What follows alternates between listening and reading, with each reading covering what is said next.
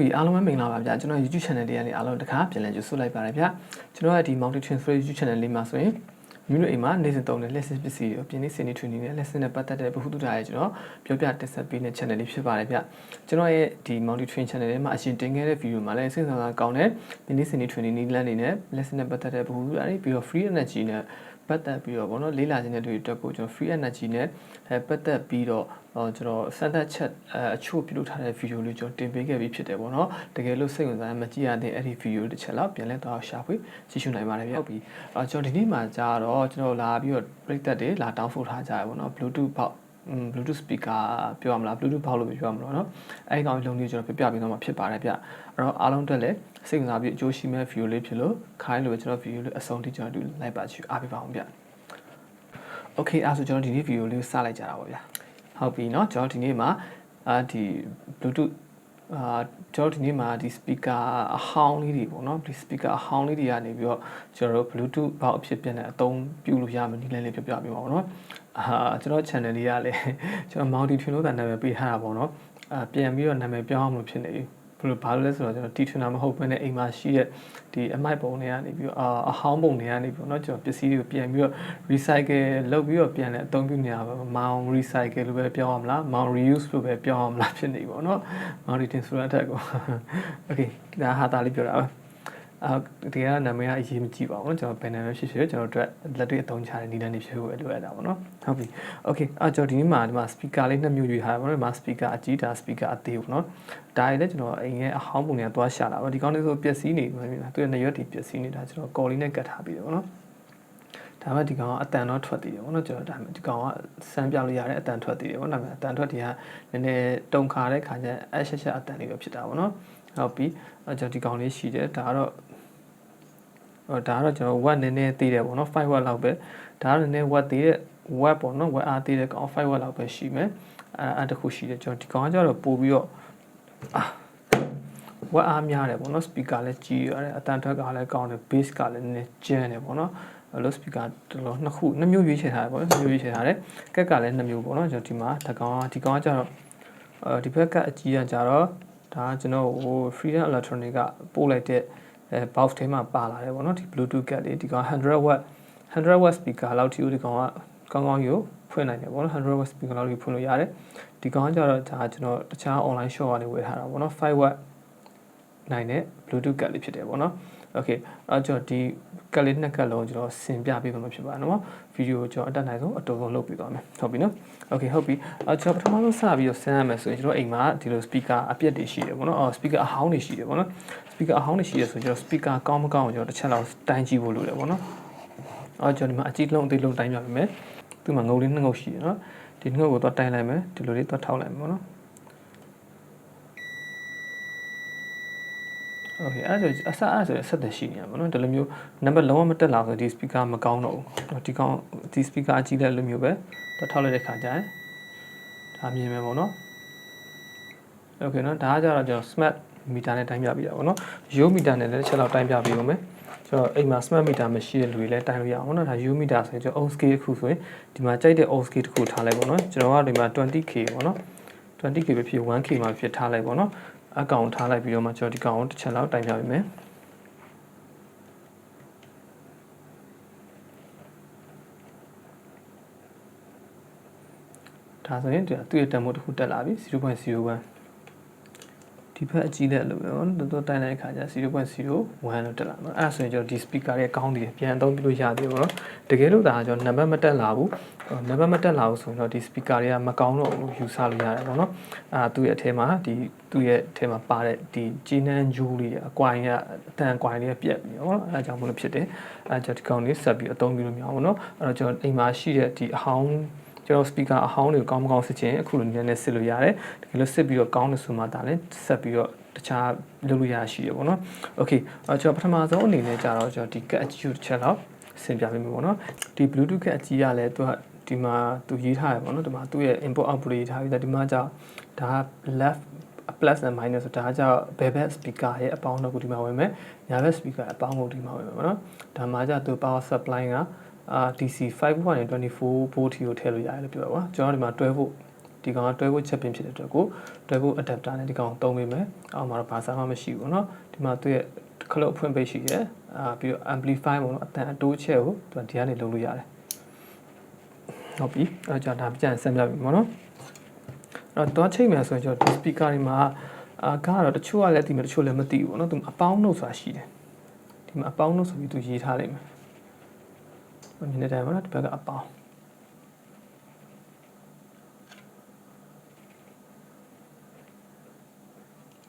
โอเคအချိန်နေနဲ့ကြာမြင်ရတယ်ဒီမှာအပေါင်းတွေ့လားဒီဘက်ကအပေါင်းဒီဘက်ကအနှုတ်ဒီဘက်ကအနှုတ်တွေ့လားအဲ့လိုရေးထားအပေါင်းနှုတ်ရှိရတော့ကိုအပေါင်းနှုတ်ကိုတခြားမှန်အောင်တက်ပြီပေါ့နော်ဟုတ်ပြီကျွန်တော်ဒီမှာတော့ကျိုးရောင်တက်တာမှားတယ်ပေါ့နော်အပေါင်းကအမဲဖြစ်နေတယ်အဲ့တော့ဘာမှကိစ္စတော့မရှိဘူးเนาะအရောင်အဓိကမဟုတ်ဒီကျိုးမှာတက်တာအဓိကအဲ့တော့ဒီ web ကိုလည်းလေးရတယ်ကျွန်တော်ဒီကတ်လေးနဲ့ဝယ်ဒီကတ်ဝယ်တဲ့ခါကျဒီ web ကိုလည်း star web လေးတစ်ခုကပါလာမယ်ပေါ့နော်โอเคအဲ့တော့ကျွန်တော်ဒီကောင်လေးကိုတွားပြီးတော့ဒီမှာတွားပြီးတော့ထည့်ပေးလိုက်မယ်ပေါ့နော်ဒီမှာသူ asset ထဲတိုင်းလိုက်ထည့်ပေးလိုက်မယ်ပြီးရတစ်ချက်လောက်စမ်းကြည့်လိုက်မယ်ပေါ့နော်အဲ့တော့ဒီသူ့ရဲ့ဒီ speaker တက်စင်းနဲ့ကြိုးတက်စင်းနဲ့ပုံကဘာမှခက်ခဲတော့ကိုကြော်လိုက်မယ်โอเคဒါဆိုရင်ကတ်အကြီးရတော့ဆင်းလို့ပြီးသွားပြီပေါ့နော်သူကဘာမှမခက်ခဲဘူးဗျာဒီမှာသူ့ရဲ့ left right ကို speaker ရဲ့အကျိုးလေးကျိုးကိုထည့်ပေးလိုက်ပြီးသွားပြီဗျာဒီကောင်ကအရင်တော့ဒါ bluetooth speaker တစ်ခု bluetooth box တစ်ခုလို့ဖို့ဒါခက်ခဲတာပေါ့နော်ကျွန်တော်ခုခေတ်မှာကျတော့ bluetooth box တစ်ခုလို့ဖို့အဲ့လောက်ကြီးမခက်ခဲတော့ဘူးနော်ဒါဆိုကျွန်တော် power supply တော့ကျွေးလိုက်တယ်power supply ကျွေးလိုက်ပါဒီမှာတော့သူရဲ့ဒီ power meter ကတော့ဒီကောင်ဖွင့်မှလှည့်ပါဖွင့်မှပဲလင်းပါပေါ့နော်ဒီကောင်လှည့်ပြီးဖွင့်လိုက်ရင်အတန်လေးကြားမယ် okay ဒါဆိုသူ့ရဲ့ဒီ power meter လင်းလာတယ်ဒါဆိုရင်တော့ speaker အကြီးကို bluetooth box အဖြစ်ပြောင်းနေတာပြီးသွားပြီပေါ့နော်ဒီကြိုးအရှည်ကိုကြားလဲကျွန်တော်လိုတလောက်ဆက်လို့ရတယ်ကျွန်တော်တို့ view ရိုက်ပြတာဖြစ်တဲ့ကိုအတူလေးပဲတုံးထားတယ်ပေါ့နော်ကြိုးရှည်ရကြက်လို့လုပ်လို့ရတယ် okay ဒါကတော့ကတ်အကြီးကိုဆင်ပြတာပေါ့နော်ဒုတိယကတ်အသေးလေးကိုလည်းကျွန်တော်တစ်ချက်လောက်ထပ်ပြီးတော့လုပ်ပြပေးဦးမယ်ဟုတ်ပြီအဲ့တော့ကျွန်တော်5 watt bluetooth ကတ်လေးနဲ့ဒီ5 watt speaker လေးဆင်ပြပေးပါပေါ့နော်ဒီကောင်ကကြဒါသူ့ရဲ့ bluetooth ကတ်လေးဖြစ်တယ်ပေါ့နော်ဒါ bluetooth ကတ်လေးဖြစ်တယ်ဒီမှာသူ့ရဲ့ internal လေးပါမယ်နော်ဒီမှာ bluetooth IC ပါမယ်ပြီးတော့ဒီမှာသူ့ရဲ့ဒီမှာလည်းသူပြထားတယ်ပေါ့နော်စာတန်းလေးကလည်းနည်းလေးတော့တည်တယ်မြင်တော့မြင်ရပါတော့ဒီမှာဆိုရင်ဒါဆိုရင် L out L minus ဆိုတာဒါဘယ်ဘက်သွားမဲ့ကောင်ဒါညာဘက်သွားမဲ့ကောင်ဒါကြ battery plus and minus ပေါ့ battery အပေါင်းနဲ့အနှုတ်ကဒီမှာလာပြီးဆင်ပေးရမယ်โอเคဒီလောက်ပဲပြီးတော့ဒီကောင်ကသူ့မှာကြိုးတွေတစ်ခါလေးပါပြီးသားပေါ့နော်ဒီမှာ power ကြိုးတစ်ကြိုးပါတယ်ဒါ speaker ကြိုးနှစ်ကြိုးပါတယ်ပေါ့နော်ကျွန်တော်ဒီကောင်မီးပြတ်မှာကြောက်လို့ဆိုပြီးကြိုးတင်ပြီးခဲဆော်ထားပြီးသွားပြီပေါ့နော်ဒီမှာလို့စင်တာပွဲအဲ့ဒီကောင်စင်မဲ့ဆိုလဲဘာမှမခက်ခဲဘူးဗျာအရန်ဘဲကူတယ်ပေါ့နော်ကျွန်တော်ဘာမှခေါင်းစားကြမလို့ပေါ့နော်အဲ့ကျွန်တော်ဒါလေးဒီမှာအသားလေးလိုက်တက်လိုက်အောင်မယ်နော်ဘယ်နဲ့ညာတစ်ခုစီကိုကျွန်တော် speaker နှစ်ခုတက်ပြီးသွားတယ်နှစ်ခုတက်ပြီးသွားတဲ့ခါကျဒါသူ့ရဲ့ power လဲကျွန်တော်ဒီမှာသူ့ရဲ့ဒီခေါင်းလေးကိုဒီမှာလာတက်ပေးလိုက်အောင်ပေါ့နော်ဒီကောင်က5 volt ဒီမှာသူ့ရဲ့ဒီမှာမြင်လားဒါ micro USB ခေါင်းလေးပါတယ်ပေါ့နော်အဲ့တော့ direct လည်းဖွင့်လို့ရတယ်လို့ဒီကောင်က battery join ပြီးတော့လည်းဖွင့်လို့ရတယ်ပေါ့နော်ဒါဆိုရင်ကျွန်တော်ဒီကောင် battery join ပြီးဖွင့်ပြပေးမယ်အပေါင်းတော့မမားစီနေပေါ့နော်ကျွန်တော်တက်တဲ့ခါကျတော့ battery ချိန်လိုက်တဲ့အခါကျရင်ကျွန်တော်ဒီလိုမျိုးသူ့ရဲ့ bluetooth power မိတ်တုလေးဒီလိုလင်းနေမယ်ပေါ့နော်ဒါဆိုရင် power ပွင့်ပါတယ် okay အဲ့တော့ကျွန်တော်ဒီကောင်ကသူ့ရဲ့ဘယ်လိုပြောပြရမလဲ okay သူကဒီကောင်ကဒါဆိုရင်ကျွန်တော် bluetooth ကိုစပြီးတော့ဖွင့်ပြီးတော့တချင်းနားဟောင်းလို့ရပြီပေါ့ဗျာတချင်းနားဟောင်းလို့ရပြီနော် okay အဲ့တော့ဒါကကျွန်တော် battery နဲ့ချိန်ပြပေးရပါတော့ထပ်ပြီးတော့သူကဒီကောင်က battery ချိန်ထားတဲ့အခါကျရင်အားသွင်းလို့ရအောင်ပေါ့နော်ဒီမှာသူကဒီ power adapter ပေါ့ဒါဘယ်လိုပြောပြဒါ micro USB ပေါ့နော် micro USB ကြိုးလေးကိုသူထုတ်လိုက်မယ်ဒါဆိုရင်ဒါရဲ့ဖွင့်တာပေါ့နော်ကျွန်တော်ဒီကောင် battery ဖြုတ်ထားတဲ့အချိန်ဒီမှာဒီကောင်လေးသူလည်း on နေတယ်Bluetooth ကလည်းသုံးလို့ရတယ်အဲ့တော့ဒီကောင်ချိန်ထားမှာတပြိုင်နက်တည်းပဲတော့ battery သွားချိန်ထားမယ်ဆိုရင်တော့ battery ကိုတခါတည်းဒီမှာအားသွင်းပေးနေမှာဖြစ်တယ်ပေါ့နော် battery တခါတည်းအားသွင်းပေးနေမှာဖြစ်တယ်အဲ့တော့ဒီကောင်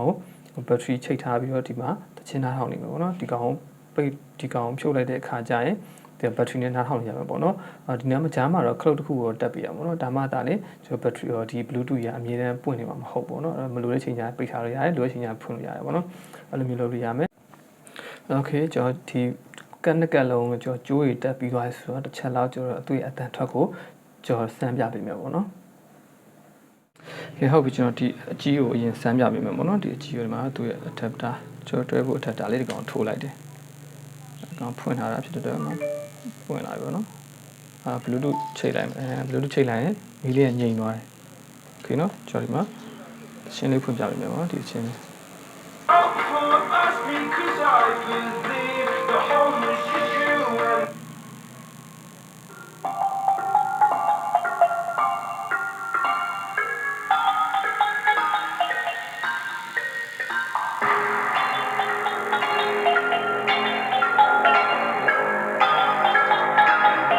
ကျွန်တော် amplifier ပါတဲ့အတွက်ကိုဒီကနေအတိုးချဲလုပ်လို့ရတယ်ပေါ့နော်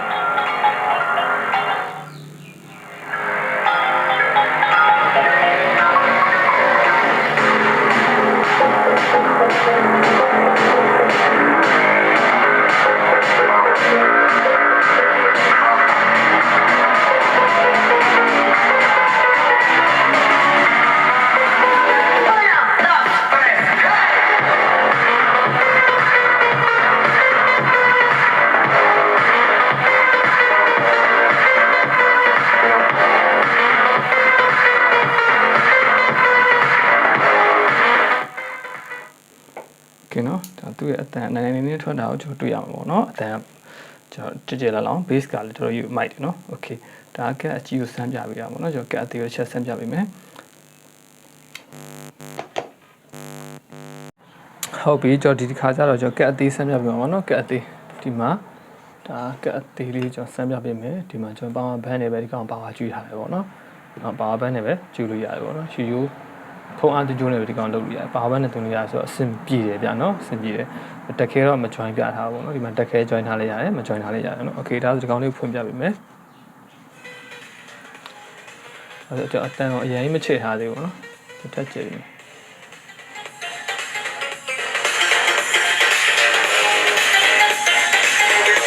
ဆိုးလို့ပြောရမယ်ဒီအတန်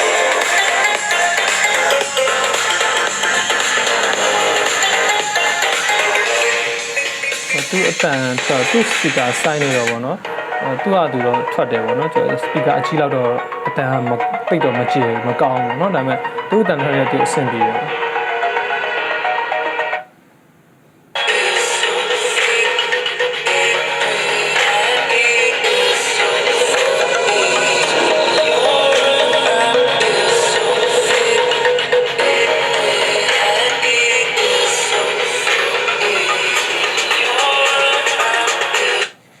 เนาะသူအတန်ထွက်လေးကအခုလိုမျိုးဖြစ်တယ်အဲ့တော့မစိုးဗျာဒီဟိုကောင်ဒီ speaker အကြီးရကြတယ်အတန်ကြီးဖွင့်နေလို့ speaker အကြီးနဲ့တုံးပေါ့เนาะကျွန်တော်ဒီလိုမျိုး 5watt speaker လေးရကြတကိုရေပေါ့เนาะဘယ်လိုပြောရမလဲတယောက်စာပေါ့အခန်းထဲမှာကျွန်တော်တယောက်တည်းအေးစစ်စစ်ပေါ့เนาะတချင်းနားထောင်လို့ရမယ်တယောက်တည်းပေါ့เนาะတချင်းနားထောင်လို့ရမယ်ဘေးနားလူတွေကြလဲနားပူတာမျိုးမဖြစ်စေဘူးเนาะအခန်းထဲကကိုယ်တယောက်တည်းပဲ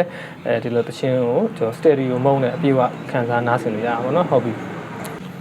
ဒါကကျွန်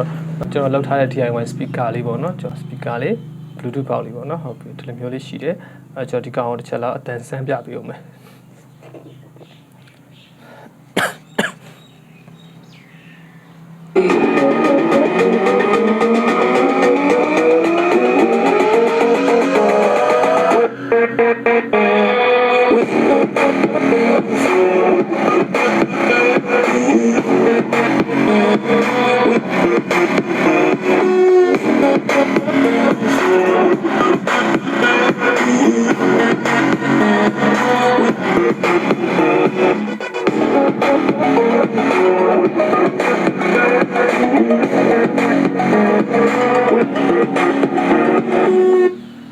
အတန်ထွက်ကတော့ကျွန်တော်မြင်တဲ့အတိုင်းပဲကျွန်တော်ဟိုခုနကလိုမျိုးတကောင်ဆိုရင်ဒါ box မပါသေးတဲ့အတန်ထွက်ကနည်းနည်းလေးတိတ်ပြီးတော့မကောင်းဘူးเนาะဒီလိုမျိုးသူက box နဲ့ထည့်လိုက်တဲ့ခါကျအုံထဲမှာလုံပြီးတော့ထွက်လာတဲ့အတန်ကကြတော့ပို့ပြီးတော့မိုက်သွားတာပေါ့เนาะကျွန်တော်အတန်ကွာခြားချက်ကလည်းဒီမှာရှင်းရှင်းလင်းတွေ့ရမှာပေါ့เนาะတစ်ချက်လောက်နားထောင်ကြည့်တဲ့ခါကျရင်သိရလိမ့်မယ်โอเคကျွန်တော်ဒီဘောက်လေးရဲ့ကျွန်တော်အတန်ထွက်ကိုလည်းသိပါပြီဆိုတော့ကျွန်တော်ဒီအတန်ဘောက်အတန်ဆန်ပြတဲ့ဘောက်တန်ဆန်ပြတဲ့ဟာလေးကကျွန်တော်ဒီလောက်ပဲပေါ့နော်အဲ့တော့ကျွန်တော်ဒီ box လေးကိုအခုဒီလောက်ထားတဲ့ DIY Bluetooth box လေးကိုအားပေးတဲ့ချင်တယ်ဆိုရင်တော့ကျွန်တော်ရဲ့ Facebook page မှာကျွန်တော်ရဲ့ Facebook admin ကနေတဆင့်ပေါ့နော်ဒီ box လေးကိုဒီ Bluetooth box လေးကိုတစ်ချက်လောက်ရောင်းပေးသွားမယ်အဲ့တော့ကျွန်တော်တစ်ချက်လောက်စိတ်ဝင်စားတဲ့သူတွေပေါ့နော်အဲ့ကျွန်တော်ဒီ box လေးကိုအဲ့ဒီ Facebook page မှာတွားပြီးတော့ဝယ်ယူအားပေးနိုင်ပါတယ်ဗျ ဟုတ်ပြီနော်โอเคအားလုံးပဲကြားတဲ့အတိုင်းပဲကျွန်တော်ဒီကောင်ရဲ့အတန်ထွက်ကိုလည်းတစ်ချက်လောက်တီးပါကြပြီလို့ကျွန်တော်ထင်တယ်ပေါ့နော်ကျွန်တော်ဒီကောင်လေးကတော့သူရဲ့ 5W speaker ဆိုတော့လည်း 5W speaker လောက်ပဲကျွန်တော်အတန်ထွက်မယ်ဒီကောင်ကကျတော့ကျွန်တော်ဝက်ပိုများတဲ့အတွက်ကိုဟိုသူ့ရဲ့ဒီအတန်ထွက်ကပိုကောင်းတာပေါ့နော်โอเคအဲ့တော့မှကျွန်တော်တစ်ချက်လောက်ပြောချင်တာကျတော့ဒီနောက်မှာသူ့ရဲ့အုံးတန်ဖိုးလေးပါတယ်ပေါ့ဒီကောင်တော့ပျောက်နေတယ်ကောင်4အုံးလားမသိဘူးဒီနားမှာတော့ရှိရပေါ့နော်ဒီကောင်ကတော့ကျွန်တော်မြင်ရလိမ့်မယ်ပေါ့နော်ကျွန်တော်ဒီကောင်ကတီးပြီးတာရေးမြင်ရလိမ့်မယ်နောက်မှာဒီကစစ်အုံးလို့ရေးထားတယ်ပေါ့နော်အဲကျွန်တော်တစ်ချက်လောက် Google မှာခောက်ကြည့်လိုက်တဲ့အခါမှာဘလောက်အုံးရှိတဲ့ speaker ကကျွန်တော်အတန်ပေါ့နော်တစ်ချက်လောက်အကောင်းဖလဲဆိုတော့8အုံးပေါ့နော်8အုံးရှိတဲ့ speaker ပေါ့နော်8အုံးရှိတဲ့ speaker ကကျွန်တော်အတန်ကိုနားထောင်လို့အကောင်းဆုံးဆိုပြီးတော့ Google မှာတော့ကျွန်တော်ရှာကြည့်တာတွေ့တယ်ပေါ့နော်ဟုတ်ပြီ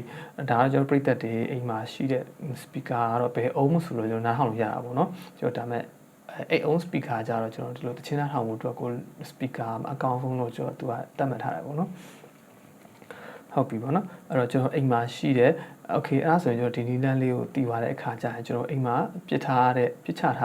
ဒါမှမဟုတ်ကြောင်ထိုးထားရတယ်ပေါ့နော်ကျွန်တော်ခုလိုမျိုး speaker အဟောင်းတွေကိုပြန်ပြီးတော့ကောက်ပြီးတော့မျိုး Bluetooth ဘောက်လေးတစ်ခုကိုထွင်ပြီးတော့ပြန်လဲအသုံးပြုနိုင်မှာဖြစ်ပါတယ်ဗျကျွန်တော်ဒီကောင်လေးတွေကျတော့ကျွန်တော်ဒီ speaker အသေးကြီးကျတော့ကျွန်တော်ဘယ်မှာသွားရှာမလဲဆိုတော့ကျွန်တော်အရင်ခေတ်တုန်းကသုံးခဲ့တဲ့ offset လို့ခေါ်တဲ့ DVD player တွေပေါ့နော် EVD DVD CD player တွေအဲ့ဒီ set တွေထဲမှာဒီကောင်ဒီ 5W speaker တေးလေးပါတတ်တယ်ပေါ့နော်အဲ့ဒီကောင်လေးကိုအဲ့ဒီအခွေဖတ်တယ်ပေါ့နော် DVD set တွေထဲမှာတွားပြီးတော့ရှာပြီးဖြုတ်လို့ရတယ်ပေါ့နော်ဟုတ်ပြီဒါပေမဲ့အခုခေတ်မှာတော့ DVD set ကိုလည်းဘယ်သူမှမသုံးတော့ဘူးเนาะအဲ့တော့အိမ်မှာဂျောင်းထားတဲ့ DVD set ကိုတွားမယ်ယူပြီးတော့ဒီ speaker တွေဖြုတ်ပြီးတော့ပေါ့နော်ကျွန်တော်အခုလိုပြောပြတဲ့နီလန်းလေးနဲ့ Bluetooth ပေါက်အသေးစားလေးလုပ်ပြီးတော့ဆင်လို့ရမှာဖြစ်ပါတယ်ပေါ့နော် Okay ကျွန်တော်ဒီနေ့ပြပြတဲ့နီလန်းလေးကလည်းအားလုံးတက်ကိုအကျိုးရှိပြီး Bluetooth ရစီမယ်လို့ကျွန်တော်မျှော်လင့်ပါတယ်ဗျာဒီဗီဒီယိုကြီးရှုအားပြီးပြတဲ့အားလုံးလည်းကျွန်တော်ကျေးဇူးအများကြီးတင်ပါတယ်ကျွန်တော် channel လေးမှာနောက်ထပ်လည်းစိတ်ဝင်စားကောင်းပြီးအကျိုးရှိတဲ့ video တွေကိုအမြဲကြိုးစားပြီးတင်ဆက်ပေးနေမှာဖြစ်လို့ကျွန်တော် channel လေးကို subscribe လုပ်ထားရင်လည်း subscribe လုပ်ပြီးတော့ကျွန်တော်နောက်ထပ်တင်မဲ့ video အသစ်တွေကိုဆောင်ရွက်ကြည့်အားပေးနိုင်ပါတယ်ဗျ။ Okay အဲ့ဒါဆိုကျွန်တော်ဒီနေ့ video လေးကိုဒီမှာပဲအဆုံးသတ်လိုက်တော့မယ်။နောက်ထပ်လာမယ် video အသစ်တွေမှာအားလုံးနဲ့နောက်တစ်ခါပြန်လည်ဆုံတွေ့ချင်ပါသေးတယ်ဗျ။ Bye bye